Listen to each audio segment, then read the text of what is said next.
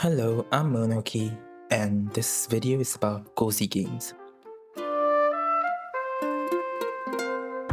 When asking an avid gamer about what their favorite cozy games are, they might recommend titles like The Sims, Animal Crossing, Cities Skylines, or maybe even Minecraft. Not many would consider Resident Evil.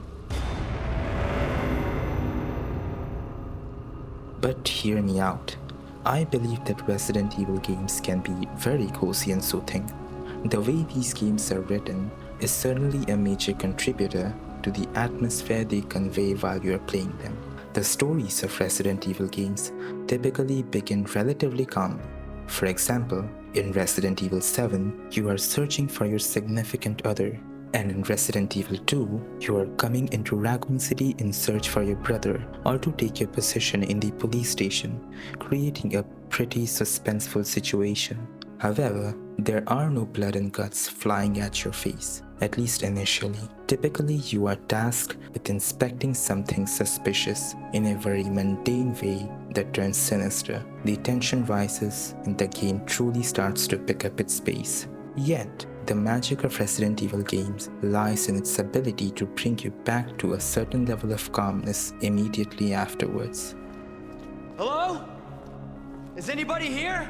It is a well-known fact that the level design of Resident Evil games has always represented a maze of grotesque elegance. Levels interconnect with shortcuts, vertical elevations, and one-way locked paths, leading players to perceive them as mazes instead of just arenas. While arenas do exist in this game, they are not important for this video. The elegant part of this maze resides in artistic decisions such as statues, creaking chandeliers, lighting in hallways, and broken windows with rain bleeding through. The same can be said about Resident Evil 7, but that game is even more grotesque than Resident Evil games usually are. However, it still has its own elegance hidden in its narrow hallways. Resident Evil 7 takes place in rural Louisiana, and the level and environment design of this game reflect the small rooms and cozy spaces typical of houses in such corners of America. The game takes inspiration from the 1981 version of The Evil Dead,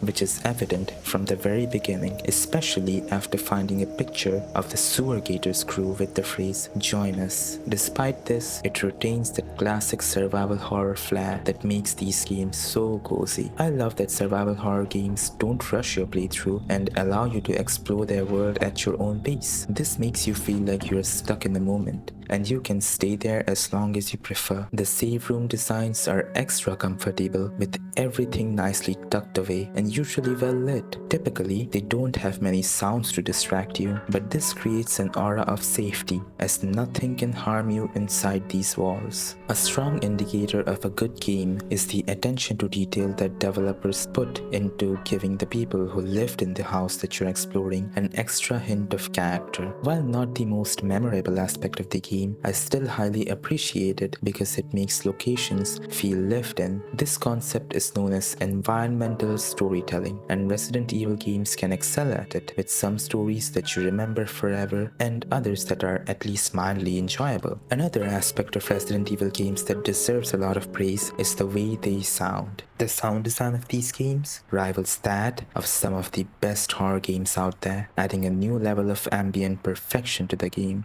Rain strikes on windows and the sounds echo into the room. Broken windows let in heavy rain, while a licker waits for you on the ceiling. Rooms and hallways creak as the mansion shifts in its place, with clocks and wind-rattling windows filling the rest of the silence. These are situations where I freeze up and just take in the atmosphere. It really feels soothing and meditative. These are moments that I probably love the most about Resident Evil games, which is saying a lot because these games do include a lot of tense moments. The calming ambience of Resident Evil makes the moments where the game chooses to raise the tension hit even harder. I can't tell you how many times I have been absolutely terrified by the scream of a zombie in Resident Evil 2, simply because the game sets such a perfectly calm ambience before it. I believe the developers of this game have mastered the ability to influence the emotions of sensitive individuals. In the beginning of this game, the police station is quite empty and feels very secure,